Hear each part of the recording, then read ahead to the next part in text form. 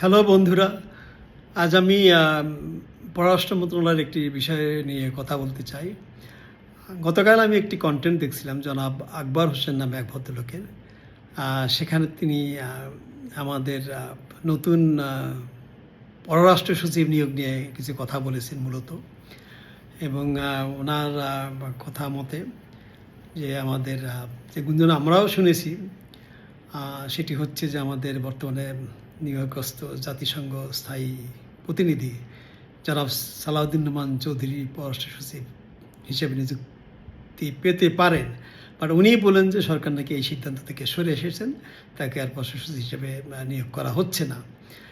তারপরে উনি সালাউদ্দিন নোমান চৌধুরী সম্পর্কে দুই চারটি কথা বলার চেষ্টা করছেন। আমি মনে করি এই কথাগুলো যথেষ্ট উদ্বেগজনক, এবং বাইরের লোকের পররাষ্ট্র মন্ত্রণালয়ের কার্যক্রম সম্পর্কে বলা যায় অনধিকার চর্চা। সেটি হচ্ছে উনি দিল্লিতে ডেপুটি হাইকমিশনার ছিলেন, এবং আমি ব্যক্তিগতভাবে মনে করি যারা দিল্লিতে ডেপুটি হাইকমিশনার থাকেন তাদেরই পররাষ্ট্র সচিব হওয়া উচিত। যাই হোক, ওনার কথা মতে উনি 2018 সালে পররাষ্ট্র মন্ত্রণালয়ে মহাপরিচালক প্রশাসনের দায়িত্বে ছিলেন, যেটাকে অনেক পাওয়ারফুল পজিশন হিসেবে সবাই জানে। এবং নেপালে রাষ্ট্রদূত হিসেবে যাওয়ার আগ পর্যন্ত উনি ওখানেই ছিলেন। উনি আরেকটি মজার কথা বলার চেষ্টা করেছেন, সেটি হচ্ছে যে আমার যেটা মনে হয়েছে, আই মাইট বি রং, যে যারা পররাষ্ট্র মন্ত্রণালয়ে প্রশাসনিক কাজ করেন তারা হয়তো বা সাবস্ট্যান্টিভ কাজে অতটা দক্ষ নন, এবং ভাইস ভার্সা যারা সাবস্ট্যান্টিভ কাজ বেশি জানেন করেন তারা হয়তো বা প্রশাসনিক কাজে অতটা দক্ষ নয়।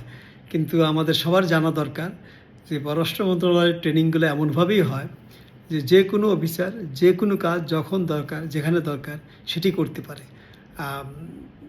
সেটা প্রশাসনিক হোক অথবা সাবস্ট্যান্টিভই হোক। এবং একটা কথা আছে না, যে আদেশে চুলো বাঁধে, সো পররাষ্ট্র মন্ত্রণালয়ের কর্মকর্তারা এমনই। এবং এটি প্রমাণ করে যে সালাউদ্দিন নোমান চৌধুরী ডিজি প্রশাসন থাকা সত্ত্বেও আমি মনে করি যে উনি জাতিসংঘে বর্তমানে স্থায়ী প্রতিনিধি, এবং সেখানে উনি অত্যন্ত যোগ্যতার সাথে সফলতার সাথেও সেই দায়িত্ব পালন করছেন। কারণ তার সময় বাংলাদেশ জাতিসংঘ সাধারণ পরিষদের সভাপতি পদে নির্বাচিত হয়েছে, এবং যারা পররাষ্ট্র মন্ত্রণালয়ের বহুপাক্ষিক কাজকর্ম সম্বন্ধে যাদের ধারণা আছে তারা বলবেন যে নিউ ইয়র্কের স্থায়ী মিশনের যিনি প্রধান থাকেন তার অগণিত সাবস্ট্যান্টিভ কাজ করতে হয়। তবে এই জন্য তার যোগ্যতা নিয়ে প্রশ্ন ওঠানোর কোনো সুযোগ এখানে নেই। সবচেয়ে উদ্বেগজনক যে বিষয়টি উনি বলার চেষ্টা করছেন সেটি হচ্ছে যে উনি ডিজি প্রশাসন থাকার সময় 2018 সালে যে নির্বাচন হয় ডিসেম্বর মাসের শেষে, ওই সময় নাকি উনি বিদেশ থেকে সাংবাদিকদের নির্বাচন পর্যবেক্ষণ করতে আসার প্রতিবন্ধকতা সৃষ্টি করেছিলেন। কিন্তু একটি বিষয় সবার জানা দরকার যে কে ভিসা পাবে কে ভিসা পাবে না, এটি পররাষ্ট্র মন্ত্রণালয়ের মহাপরিচালক প্রশাসন নির্ধারণ করেন না। এবং সবচেয়ে বড় কথা যে যখন নির্বাচন কমিশন কোনো নির্বাচন স্কেডিউল ঘোষণা করেন এবং কোনো মন্ত্রণালয়কে কোনো বিশেষ কাজে দায়িত্ব দেওয়া হয়, সেই কাজ সম্পাদনের জন্য সেই মন্ত্রণালয় এবং দায়িত্বপ্রাপ্ত কর্মকর্তাকে বা কর্মকর্তাদেরকে পুরোপুরি নির্বাচন কমিশনের আদেশ, নির্দেশ, গাইডলাইন্স মেনে চলতে হয়। অতএব এই ক্ষেত্রে সালাউদ্দিন নোমান চৌধুরীকে দোষারোপ করার কোনো সুযোগ নাই। এবং আরও গুরুত্বপূর্ণ বিষয় হলো যে নির্বাচনের সময় একজন সিনিয়র মহাপরিচালককেই এই নির্বাচন সংক্রান্ত কাজকর্ম দেখাশোনার দায়িত্ব দেওয়া হয়। এবং আমি বলতে পারি এই নির্বাচনের জাস্ট কয়েকদিন আগে আমি জাতিসংঘ থেকে পররাষ্ট্র মন্ত্রণালয়ে ফেরত এসেছিলাম। তো আমি জানি সেই দায়িত্বপ্রাপ্ত কর্মকর্তা সালাউদ্দিন নোমান চৌধুরী ছিলেন না, ছিলেন অন্য একজন সিনিয়র মহাপরিচালক। অতএব এই ধরনের ভুয়া তথ্য যারা প্রচার করছেন, যারা প্রদান করছেন, আমি মনে করি এটা আসলে পররাষ্ট্র মন্ত্রণালয়ের ক্ষতিসাধন করারই একটি অপচেষ্টা। জনাব আকবর হোসেন আরও একটি কথা বলেছেন এবং এটাই সবচেয়ে বেশি উদ্বেগজনক।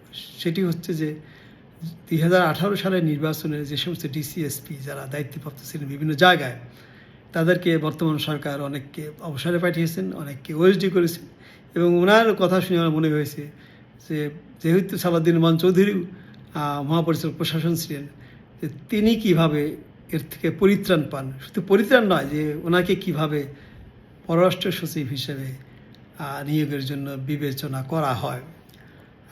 আমি এক্ষেত্রে যেভাবে আমি চিনি আমাদের ব্যুরোক্র্যাটদের, শুধু পররাষ্ট্র মন্ত্রণালয় না, অন্যান্য মন্ত্রণালয়, আমি মনে করি যে এক শ্রেণীর কর্মকর্তা কিংবা কিছু কর্মকর্তা যারা চায় না সালাউদ্দিন রহমান চৌধুরী পররাষ্ট্র সচিব হোক, তারা এই ধরনের অপতথ্য এই সমস্ত সাংবাদিকদের প্রদান করে এবং এটা আমরা দেখে আসছি বেশ কিছুদিন যাবত, অ্যাটলিস্ট গত 2-3 বছর যাবত, যে যারা বিদেশে যারা ইউটিউবার আছেন,